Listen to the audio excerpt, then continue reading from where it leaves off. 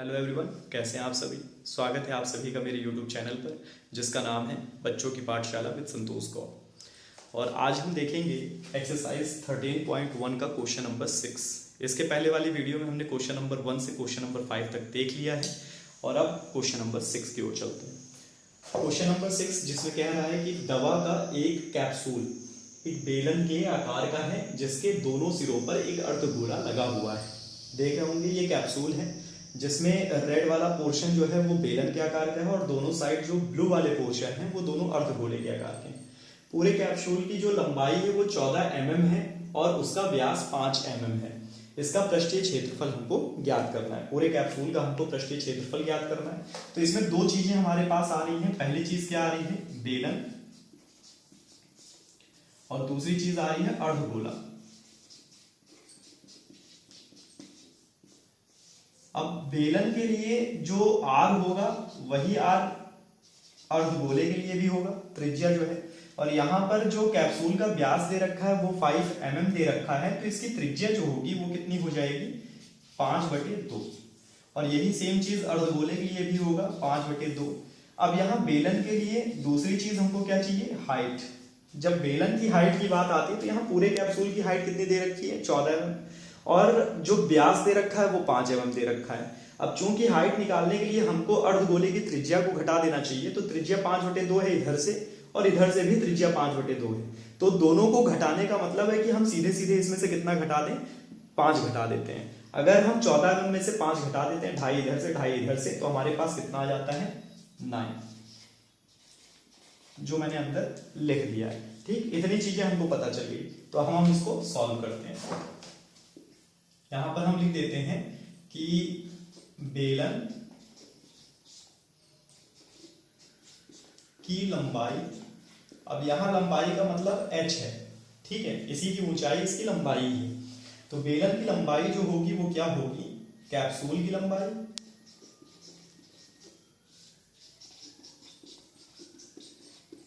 Minus कर देंगे capsule का व्यास।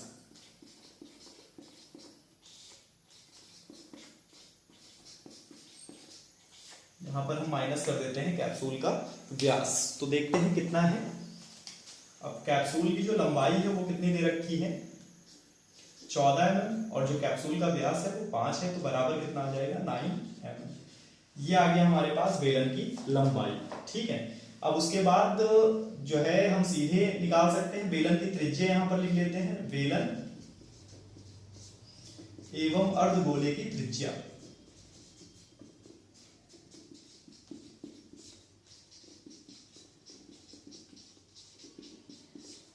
बेलन और अर्धगोले की जो त्रिज्या है वो कितनी है, b/2 होनी चाहिए। तो व्यास कितना दे रखा है, 5, तो त्रिज्या कितनी हो जाएगी, 5/2 mm। ठीक है, ये हमारे पास हो गया है जो हमको रिक्वायरमेंट है फॉर्मूले में हाइट और आर लिखने के लिए। तो दोनों चीजें हमारे पास निकल आई। अब हम निकालेंगे कैप्सूल का पृष्ठीय क्षेत्रफल। तो देखिए कैसे निकलेगा।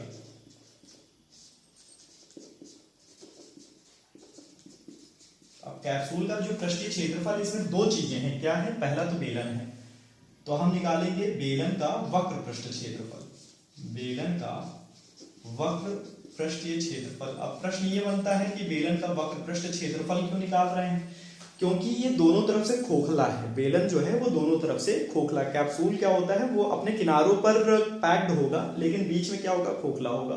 तो इस वजह से इसका वक्र पृष्ठीय क्षेत्रफल निकाला जाएगा। और यहां पर लिख लेते हैं अर्धगोले का पृष्ठीय क्षेत्रफल, अर्धगोलों का पृष्ठीय क्षेत्रफल। अब यहां पर मैंने क्यों लिख दिया अर्धगोलों का पृष्ठीय क्षेत्रफल, क्योंकि यहां दो अर्धगोले हैं। ठीक, अब यहां अर्धगोले का जो पृष्ठीय क्षेत्रफल होता है उसका फॉर्मूला होता है 2πr²। और कितने अर्धगोले हैं, 2 अर्धगोले हैं। देखिए, तो ये तो कॉमन हो जाएगा और 2 मिलकर के कितना हो जाएगा, 4। तो अर्धगोलों का पृष्ठीय क्षेत्रफल कितना हो जाएगा, 4πr²। तो हम यहाँ पर सीधे फॉर्मूला लिखते हैं, बेलन का वक्र पृष्ठ क्षेत्रफल होता है 2πrh, प्लस हो जाएगा यहाँ अर्धगोले का जो निकलेगा वो एक तरह से पूरा गोला हो गया। गोले का जो होता है 4πr² होता है, तो एक तरह से ये पूरा का पूरा क्या हो गया, 4πr² हो गया। तो यहाँ पर देखो 2 है, पाई है, आर है, इसमें भी 2 कॉमन हो जाएगा, पाई, और इसमें से आर निकल आएगा। तो हम 2πr को बाहर कर लेते हैं। यहां से बच जाएगा h और यहां से बच जाएगा 2r। ठीक, इतना बच गया। 4, 2 बाहर हो गया 4 में से और 2 यहां बच गया, r में से 1 बाहर हो गया r और 1 यहां बच गया। तो यहां पर हम वैल्यू रख लेते हैं 2 गुणे 22/7 गुणे 5/2, ब्रैकेट के अंदर h हमारा कितना है 9 प्लस 2 गुणे 5/2, ये हमारा पूरा मान आ गया। अब यहाँ देखिए 2 से 2 कैंसिल हो गया, यहाँ पर भी 2 से 2 कैंसिल हो गया, हमारे पास बचा क्या 22 पंजे 110 बटे कितना हो गया 7 गुणे अंदर कितना हो गया 5 और 9, भाई जितना घटाया था 14, तो ये बाहर आ गया 7 एकम 7, 7 दूनी 14, तो 11 दूनी 22 यानी 210 मिलीमीटर स्क्वायर, ये हमारा आंसर हो गया। ठीक है, अब इसके बाद हम देखते हैं क्वेश्चन नंबर 7। क्वेश्चन नंबर 7 मैंने इस पर लिखा नहीं है, आपको अभी स्क्रीन पर दिख जाएगा जैसे मैं इसको पढ़ता हूँ। तो क्वेश्चन नंबर 7 देख लेते हैं। कोई तंबू एक बेलन के आकार का है जिस पर शंकु अध्यारोपित है। देखिए बेलन के आकार का एक तंबू है जिस पर एक शंकु अध्यारोपित है। यदि बेलनाकार भाग की ऊंचाई और व्यास क्रमशः 2.1 मीटर और 4 मीटर है। जो बेलन की ऊंचाई है वो 2.1 मीटर है और जो इसका व्यास है वो 4 मीटर है। ठीक है, आगे कह रहा है कि शंकु की तिर्यक ऊंचाई 2.8 मीटर है। तो शंकु की जो तिर्यक ऊंचाई दे रखी है वो पहले से ही 2.8 मीटर दे रखी है। ये एक अच्छी चीज है कि हमको निकालना नहीं होगा। तो इस तंबू को बनाने में प्रयुक्त कैनवस का क्षेत्रफल ज्ञात करना है। पहले तो इसको बनाने में कितना क्षेत्रफल लगेगा, कितना कैनवस प्रयुक्त होगा वो हम निकालेंगे, और साथ ही इसमें प्रति मीटर जो रेट दे रखा है, एक तरह से कह सकते हैं कीमत इसकी जो है वो कीमत दे रखी है 500 रुपए प्रति मीटर स्क्वायर। ठीक है, 1 मीटर स्क्वायर की कीमत जो है वो 500 रुपए है। तो हमको इसकी लागत भी निकालनी है। तो ये हमारा क्वेश्चन नंबर 7 है, जिसमें मैंने कुछ इंपॉर्टेंट पार्ट्स यहाँ पर बोर्ड पर ही लिख दिया है कि बेलन की ऊंचाई जो हमको दे रखी है वो 2.1 मीटर है।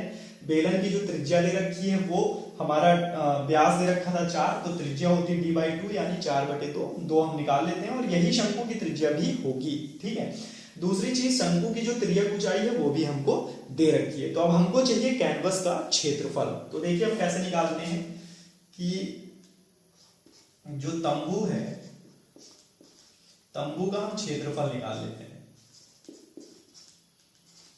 तो तंबू का जो क्षेत्रफल होगा इसका मतलब है कि उसमें जितना प्रयुक्त कैनवस है वही उसका क्षेत्रफल है। ठीक है, तो तंबू का क्षेत्रफल कैसे निकालेंगे, देखिए यहां पर 2 चीजें हैं, एक तो बेलन है,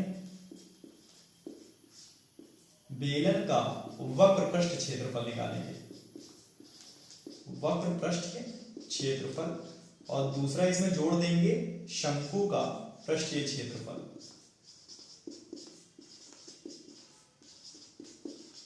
शंकु का होता ही पाई आर है। ठीक है, तो यहां पर अब हमने वक्र पृष्ठ क्षेत्रफल क्यों लिया है इसको भी क्लियर कर दें। क्योंकि जो तंबू बना है, आप देखे होंगे कभी भी कोई भी टेंट बनाते हैं तो उसका नीचे का हिस्सा हम कभी भी कैनवास के कपड़े से कवर नहीं करते और ना ही ऊपर का हिस्सा कवर करते हैं। तो बेलन क्या है, यहाँ पर खोखला बेलन है, इसी वजह से हम वक्र पृष्ठ का क्षेत्रफल यूज करेंगे। यहाँ पर फॉर्मूला हो जाएगा 2πr/h प्लस हो जाएगा यहाँ पर इसका होता है πr/l। ठीक, तो यहां से हमारा 2 चीजें कॉमन हो गई हैं, एक तो पाई और दूसरा r।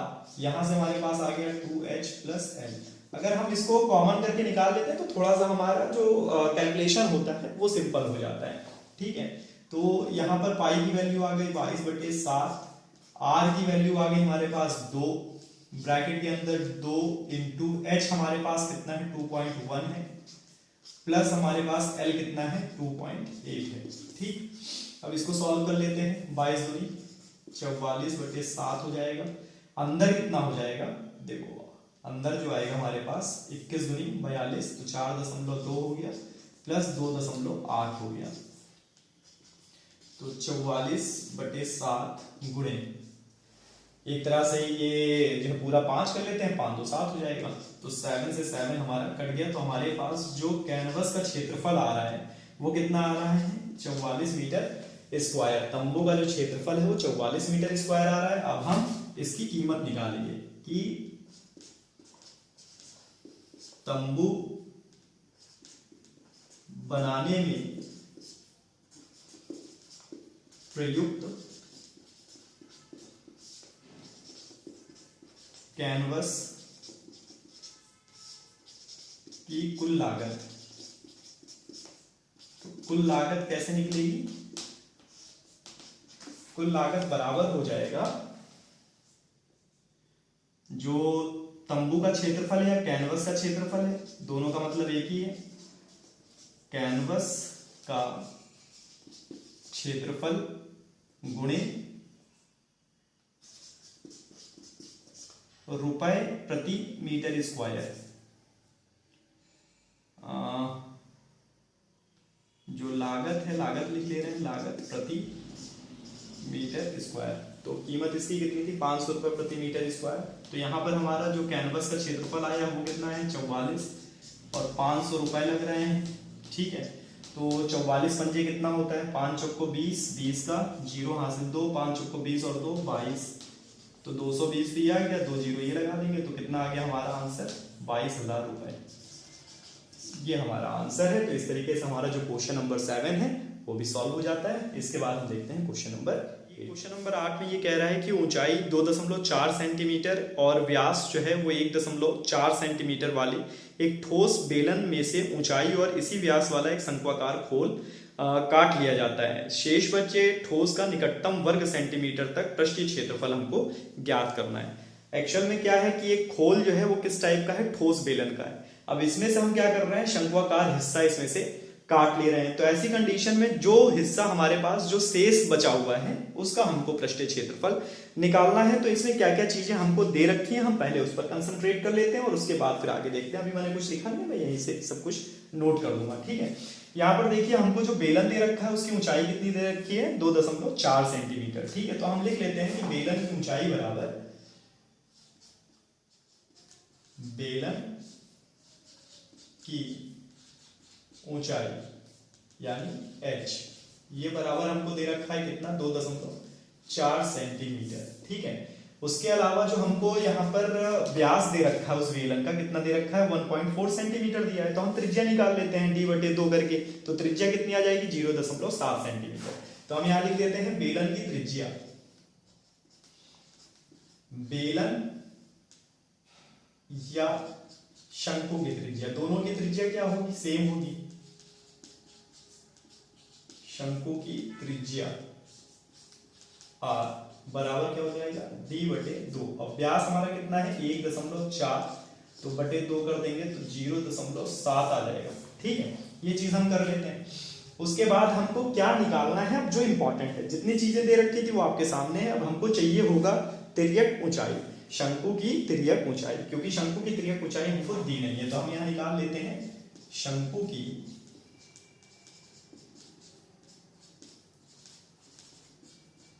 तिर्यक ऊंचाई। तो ये क्या होता है? L। अब L बराबर क्या है? अंडर रूट के अंदर आपका जो h है h का स्क्वायर प्लस जो r दे रखा है r का स्क्वायर। ठीक है, अब यहां पर जो बेलन की ऊंचाई है वही ऊंचाई किसकी है? शंकु की, क्योंकि शंकु अंदर की तरफ काटा जा रहा है। तो दोनों की ऊंचाई सेम हो जाएगी। हम यहीं पर लिख देते हैं बराबर शंकु की भी ऊंचाई है, शंकु की ऊंचाई। ठीक है, तो ये दोनों सेम है। तो अब यहाँ पर हमारे पास जो फॉर्मूला लिखा है इसी में ही हम अपनी वैल्यू पुट कर लेते हैं। 2.4 का वर्ग हो जाएगा प्लस त्रिज्या हमारी 0.7 है, तो ये इसका वर्ग हो जाएगा। ठीक है, तो हमारे पास कितना आ जाएगा? 24 का 24 से मल्टीप्लाई करते हैं तो 576 होता है शायद। 4 चौको 16, 6 हासिल 1, 4 दूनी 8 और 1 9, 96 और 48, 6 9 दूनी 18, 17, 576। तो यहां से आ जाएगा कितना? अंडर रूट के अंदर 5.76 प्लस हो जाएगा 7 7 49, तो 0.49 ये आ गया हमारे पास। ठीक है, अब इन दोनों को हम ऐड कर लेते हैं। तो 4 9 9 6 15 का 5 हासिल लगा 1, 7 4 11 और 1 12 का 2 हासिल लगा 1, 6.25 आ जाएगा। तो अंडर रूट के अंदर हमारा आ गया 6.25। तो 625 किसका अंडर रूट होता है? 25 का होता है। ठीक है, तो हमारा जो आंसर निकल करके आ जाएगा वो कितना आ जाएगा? 2.5 सेंटीमीटर में। तो मुझे लग रहा है आपको समझ में आ गया होगा, क्योंकि इसका जब आप गुणनखंड करेंगे तो कितना आ जाएगा, 25 आ जाएगा। तो चूंकि पॉइंट लगा है तो हम यहाँ पर पॉइंट लगा लेते हैं, तो 2.5 हो जाएगा। ठीक है, इसको अलग से आप रफ में करके ट्राई भी कर सकते हैं। अभी फिलहाल मैं आगे जो है सॉल्व करता हूँ। अब हमारी त्रियक ऊंचाई भी निकल आई है, त्रिज्या भी आ गई है। अब हम निकालते हैं जो शेष बचा ठोस है उसका क्या क्षेत्रफल है। तो हम यहाँ लिख लेते हैं शेष बचे ठोस का क्षेत्रफल। अब यहां पर देखिए, जो इसके पहले वाला आपने प्रश्न किया था तो क्या था, वो तंबू था, ऊपर की तरफ था। वहां पर मैंने आपको बताया था कि बेलन क्या है, खोखला है। यहां पर क्या कंडीशन हो रही है कि बेलन ऊपर की तरफ से खोखला है लेकिन नीचे की तरफ से ये अभी पैक्ड है। ठीक है, तो इस कंडीशन में हम क्या करेंगे, शंकु का जो पृष्ठीय क्षेत्रफल है पाई आर है वही लिखेंगे, बेलन का वक्र पृष्ठ क्षेत्रफल ही लिखेंगे 2 पाई आर एच, लेकिन साथ में आधार का क्षेत्रफल भी लिखेंगे। आधार में क्या है, वृत्त है, तो वृत्त का क्षेत्रफल भी लिखेंगे, क्योंकि अगर इसको नहीं लिखेंगे तो हमारा आंसर गलत हो जाएगा। ठीक है, तो हम इसमें देखते हैं कि शेष बचे ठोस का क्षेत्रफल में क्या होगा। एक तो बेलन का वक्र पृष्ठ क्षेत्रफल, बेलन का वक्र पृष्ठीय क्षेत्रफल प्लस शंकु का पृष्ठीय क्षेत्रफल प्लस आधार, आधार क्या है, वृत्त है, वृत्त का पृष्ठीय क्षेत्रफल। ठीक है, इतनी चीजें हमारी ऐड होंगी। तो अब यहां पर बेलन का जो वक्र पृष्ठ क्षेत्रफल है वो क्या है, 2 पाई आर एच, इसका क्या है पाई आर एल, इसका क्या है पाई आर स्क्वायर। ठीक, तीनों जगहों से हमको क्या मिल रहा है, pi R pi R pi R. तो हम क्या करते हैं, पाई आर को कॉमन कर लेते हैं। तो यहां से हमारे पास क्या बच गया 2h, यहां से हमारे पास क्या बच गया l, यहां से हमारे पास क्या बच गया r। ठीक है, इतनी चीजें बिल्कुल क्लियर है। आगे हम क्या करेंगे, 22/7 गुणे r की वैल्यू कितनी है 0.7 ब्रैकेट 2 गुणे ऊंचाई हमारी कितनी है 2.4 प्लस l हमारा कितना निकल करके आया 2.5 प्लस r हमारा कितना है 0.7। अब यहां से देखो इससे ये कट जाएगा। ठीक, लेकिन यहां पर दशमलव लगा है तो यहां हमको एक जीरो बढ़ाना होगा। तो हमारे पास जो आएगा वो आ जाएगा 22/10। कितना आ जाएगा 22/10, क्योंकि यहाँ 0.7 को हम 7/10 लिख सकते हैं। तो नीचे 10 हो जाएगा तो 10 एकम 10 आ जाएगा। ठीक है, अंदर हमारे पास क्या बच गया 24 दूनी 48 प्लस 2.5 प्लस 0.7। इन सबको आपस में ऐड कर लेते हैं साइड में, है ना। साइड में ऐड कर लेंगे तो 4.8 और 2.5 और 7, 8 8 8 16, 16 और 4 20 का 0 हासिल 2 8 हो गया। टोटल हमारे पास कितना आ गया 8। सही ऐड किया, एक बार फिर से देख लें। 48 और 25 और 7, है ना। तो 8 7 8 7 15, 5 20 का 0 हासिल 2, 4 2 6 और 2 8, तो सीधे सीधे 8 आ जाएगा। तो 22 8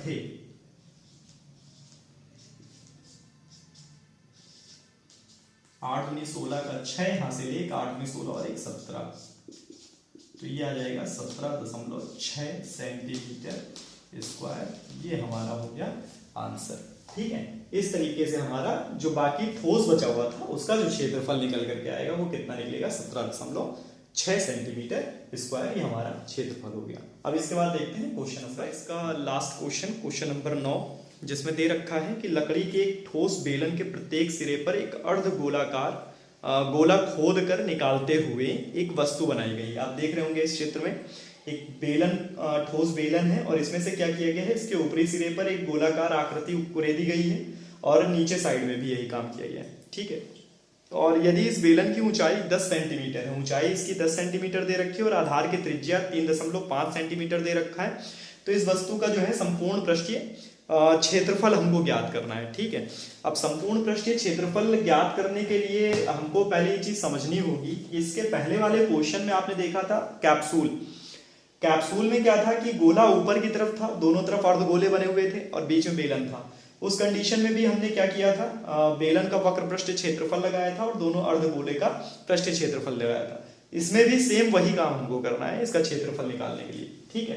तो यहाँ पर दो चीजें हमको इंपॉर्टेंट है जो यहाँ मैंने लिख दी है कि बेलन की ऊंचाई कितनी है 10 सेंटीमीटर, और बेलन या फिर अर्धगोले की त्रिज्या, चूंकि जो अर्धगोला है वो इसी बेलन में से ही खोद कर निकाला गया है तो इसकी भी त्रिज्या 3.5 सेंटीमीटर ही होगी।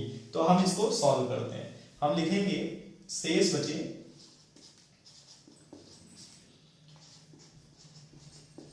ठोस का संपूर्ण पृष्ठीय क्षेत्रफल जो कि होगा बेलन का वक्र पृष्ठ क्षेत्रफल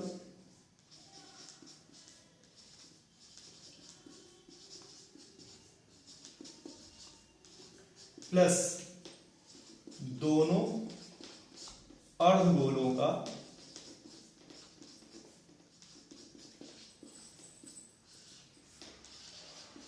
पृष्ठीय क्षेत्रफल।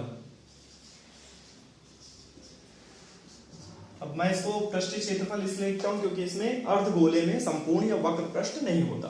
ठीक है, तो अर्धगोलों का पृष्ठीय क्षेत्रफल हो गया।